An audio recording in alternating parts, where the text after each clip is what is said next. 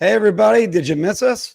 It was only minutes since our last stream ended. If you haven't checked it out, Islander fans, check out our interview with Thomas Hickey, where we were talking about the potential of a Noah Dobson trade. And guess what, Phil? Here's a Noah Dobson trade.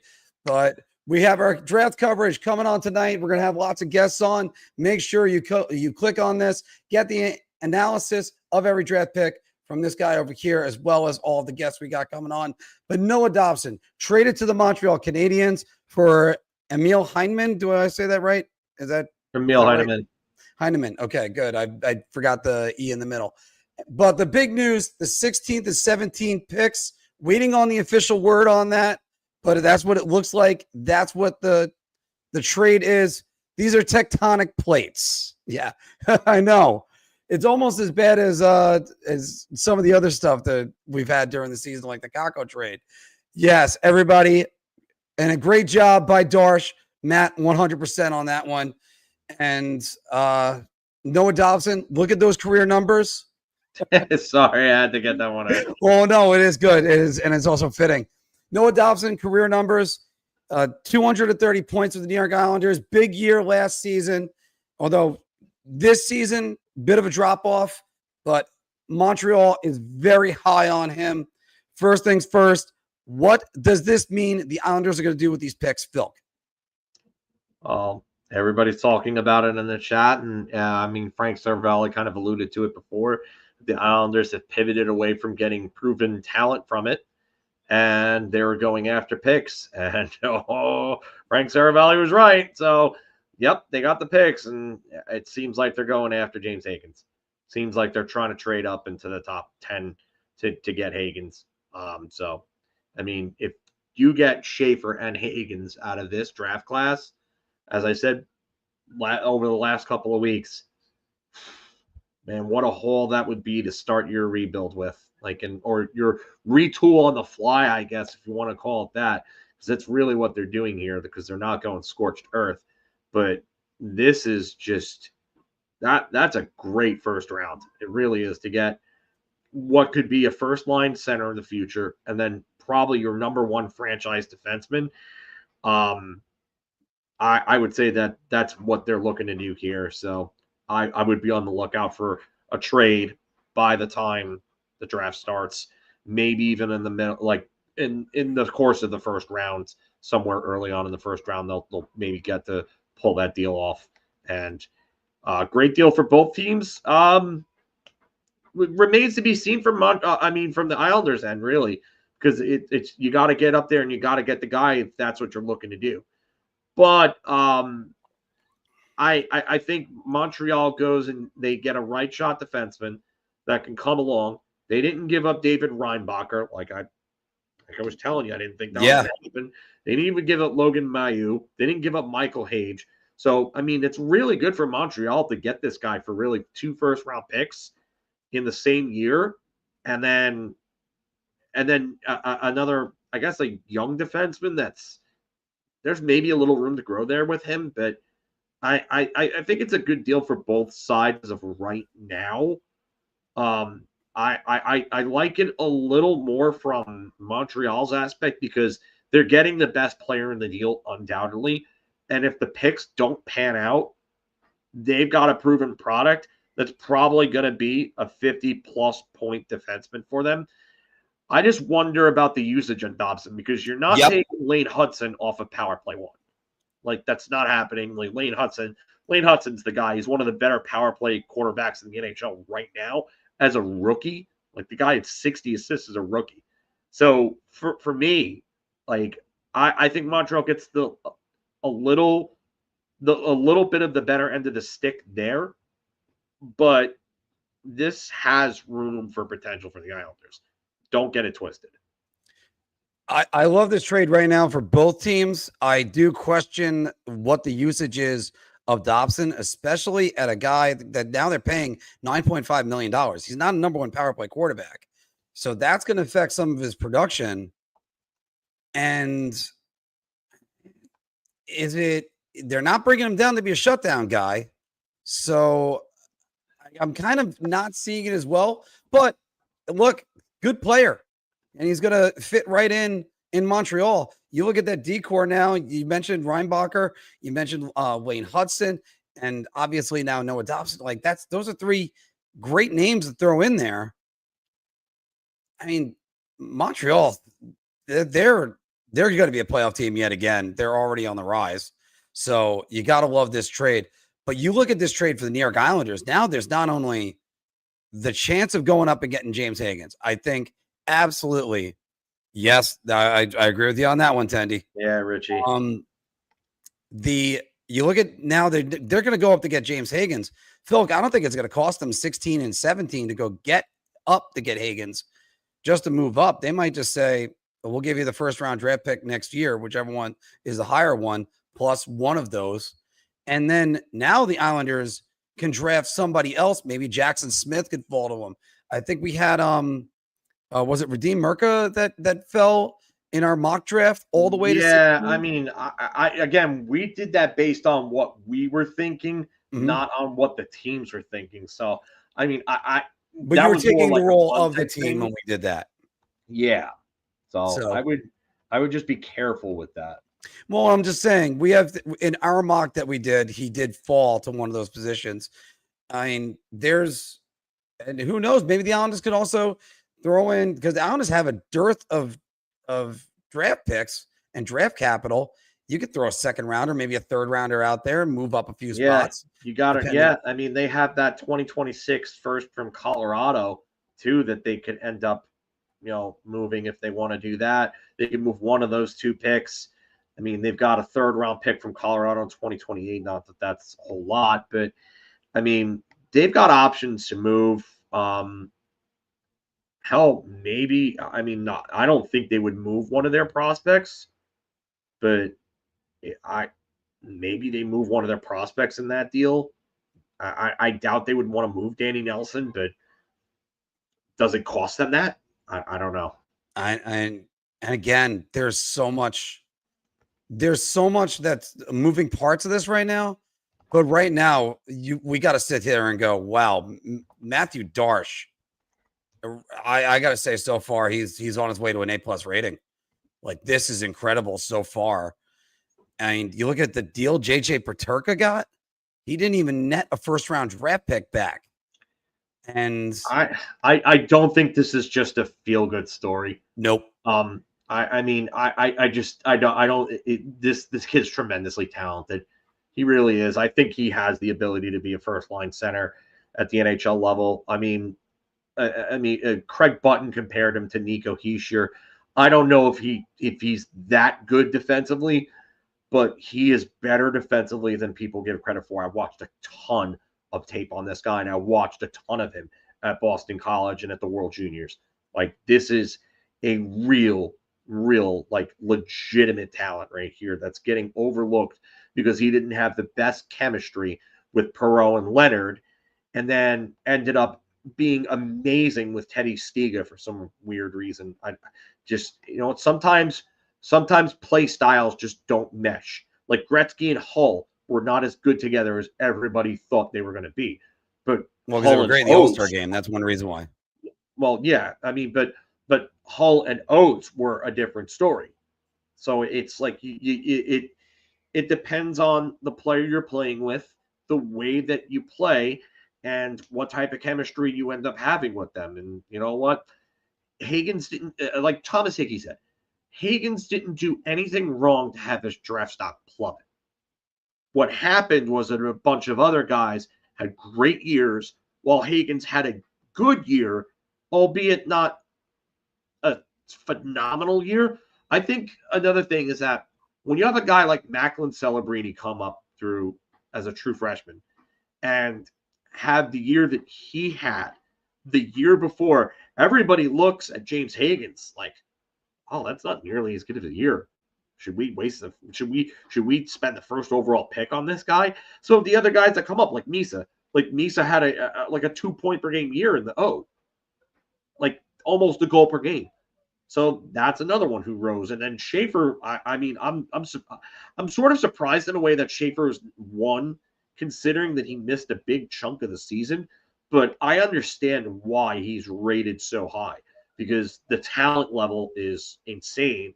And he's really just a very, very polished player for a guy that's probably the youngest player in the draft class. He missed the deadline by 10 days.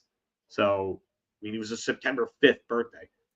Oh, I mean, just crazy to think about how good this guy must be for to miss like 3/4 of a season, or even just 2/3, if you will, and still be like that rated, that highly rated at that point.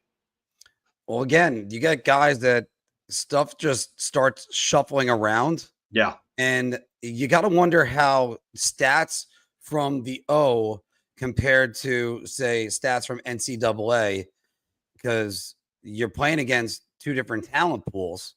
So, yeah. And look, Montreal fans, You should be.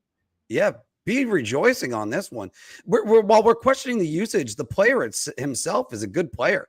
Yeah, And I still obviously, think he's going to put up points next to Lane Hudson. I just yeah, when you have the ability to control the puck in the back end like that, and I look at like a defenseman like Erik Karlsson. Like Erik Karlsson was not really all that good in his own zone, but he won 3 Norris trophies because he could control the play from the back end like no one else could during his time, and that's why. And when you have a guy like Hudson, who albeit has his warts in his own end and is small and has trouble against bigger forwards, like if you have the puck, possession is one of the biggest parts of the game. If you have the puck more than not, chances are you're going to win more games than you lose. mm-hmm. And that's a great observation, Phil. And that's why, I mean, look at what the Islanders are doing right now. They are reshaping this team, Good and for the Islanders. They needed to start doing this. And they're generating such a buzz right now. Like, just I'm tripping over myself trying to describe everything. It's been that amazing with that. We just got off our interview with Thomas Hickey and our analysis of this potential trade with Anthony LaRocco. Make sure you check that out after we get off of this, folks, because we're going to be just on for about a couple more minutes because we got a lot of work ahead of us tonight. Please join us tonight for the NHL draft coverage. We'll be starting at 6:00 because we got a lot already to cover. And it's only going to get juicier. Yeah. It's only going to get juicier. Yeah. And this is a prime piece of steak that's medium rare. Don't go above medium rare, everybody, because after all, never go above medium rare with a steak. Not with a steak. And Phil even has that idea for burgers. I heard him say that. Yeah, I did. You don't do it with burgers either. You just don't. Well, you lose a little. You ever get a piece of Wagyu meat? Don't do it that way either. But this is tectonic plates that are moving. What's the next domino that's going to fall where the Islanders are going to move up even further? And if they keep one of those 2 picks, who are they going to take with that second pick or even third pick? So it'll be interesting to see where all this shakes out. Let's see if somebody ends up drafting James Higgins to get the draft capital because then maybe they want to move down. That could happen too. There is so many moving parts. Check it out later. Montreal Canadiens just got a 70-point defenseman and a guy that was always productive with Team Canada. So you got to be psyched about this. Phil said, take the last words on this because we're gonna have to wrap this up. We just did a 2-hour stream, everybody. We're gonna be right back at this. Yeah, we're gonna be right back at this in a few hours. So, I mean, I just think of it this way: Montreal is a team that's young and on the rise. They just made the playoffs. I mean, albeit they lost to a better Capitals team. I think that they're going to start making some moves that'll push them more towards the top of the contender ranks with, in terms of competing for a cup. I think Dobson is like one of those moves. I wouldn't be shocked if they look to go add some beef and some grit and some toughness, because I think they got pushed around a little too much for their liking. in that series against Washington. And that was a wake-up call. That's something that all teams, like Wayne Gretzky said, they had to learn how to lose in order to learn how to win. Like you learn from losing, and that's what Montreal did.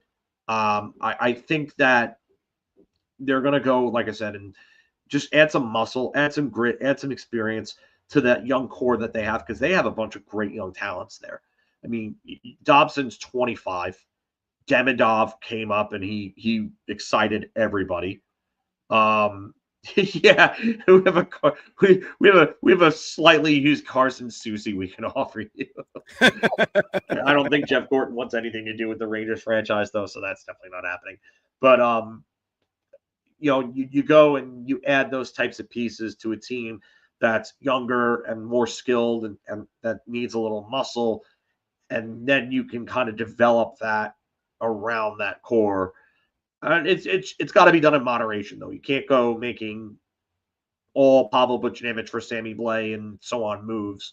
It's you gotta go and you gotta make sure that you have the right pieces in place around those guys, because just like what they did when they brought in Ryan Reeves, which I thought was an okay move at the time, like you gotta have some sort of muscle there, because you can't be a team that gets pushed around come playoff time.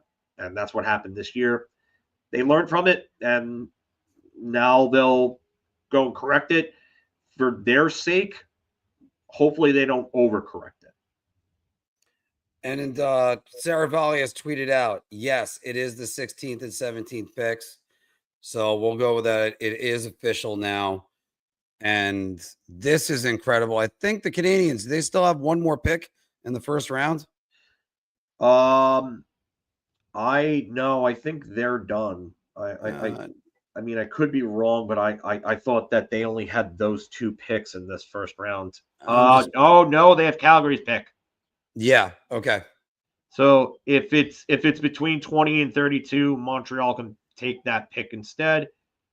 Oh no, result is Calgary's going to pick 9th in 2024. Oh no, it's in 2024. Okay. So they Calgary picked 9th in 2024. So I think they have this year's pick from Calgary. I mean, Montreal, they still have this. No, wait, hold on. Yeah, we're collecting all this right now. Is this updated? Yeah, I believe it is. I think they get Calgary's pick. I don't think this is, because Cap Wages doesn't have Dobson on their page. Right, but they would have the two other picks. So they're probably in the process of updating this right now. No, so they're not going to have any other picks. No, because this is not updated, because it doesn't have Dobson as part of their roster yet. All right. No, they don't have anything.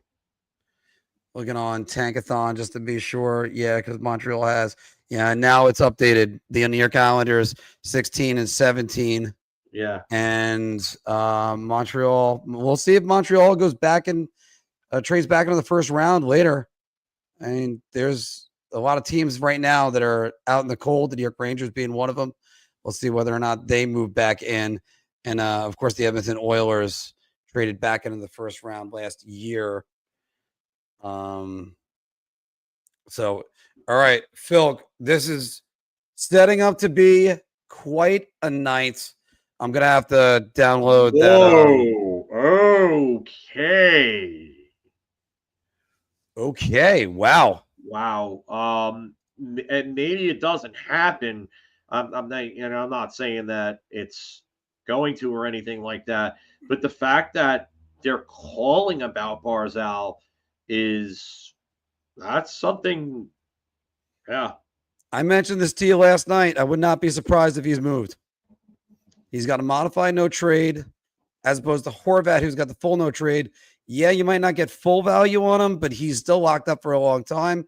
I think he was held out at the end of the season for precautionary reasons, not really because the Islanders were starting a challenge to peck away to try to get back in the playoff race.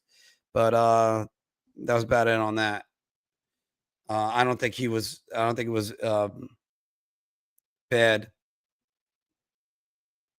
Mikey T right here. By the way, welcome to the show. This is the first time I'm seeing you. We got another there's a lot clone of of first Mike timers in this Matheson, chat today. except Dobson is younger, shoots right-handed, not a good trade. I don't agree with that. I'm not sure if it's a bad trade yet.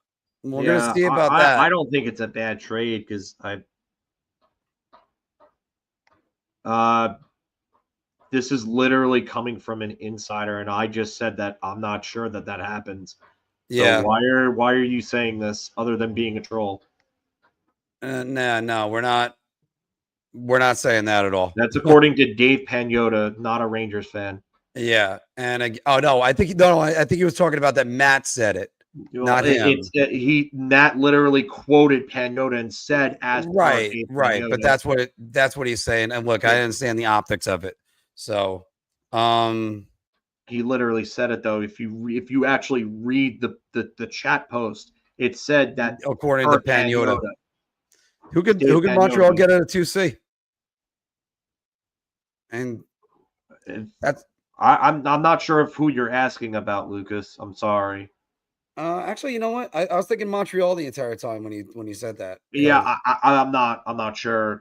I mean, just specify for us, just so we can answer. I'm sorry. Yeah, I don't want to answer about somebody that you're not asking about.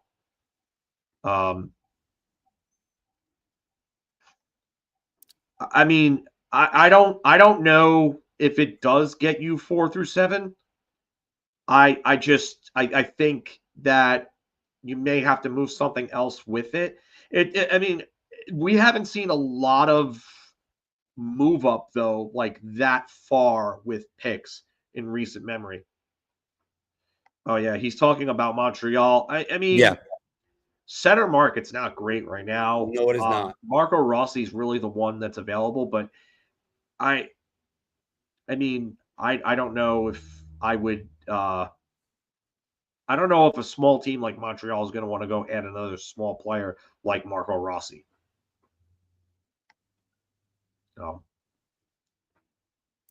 See, and Artie is asking. By the way, Artie, this is your first time Rangers seeing news. you, Yeah, I don't know. I don't know about Rangers predictions. We'll see about that one.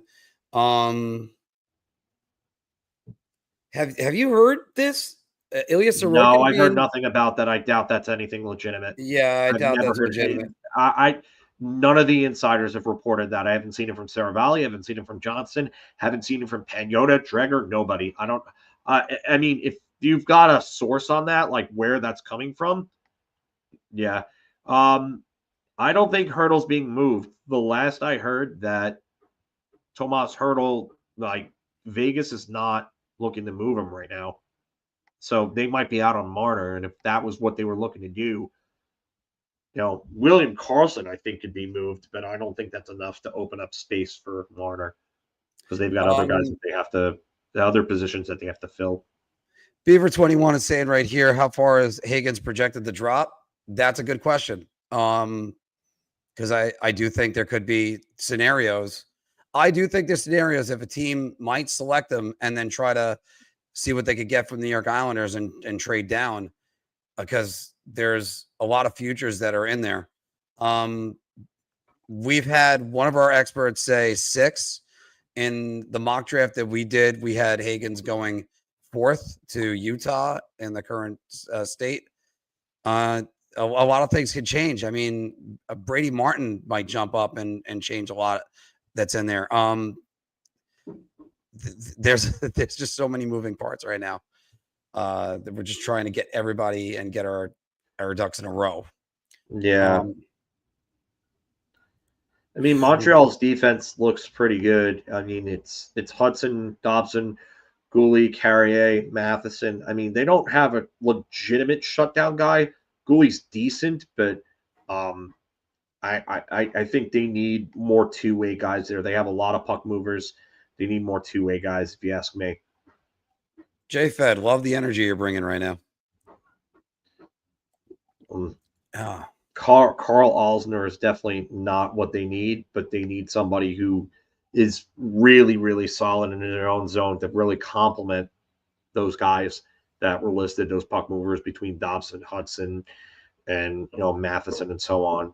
And that's 26 is saying right here.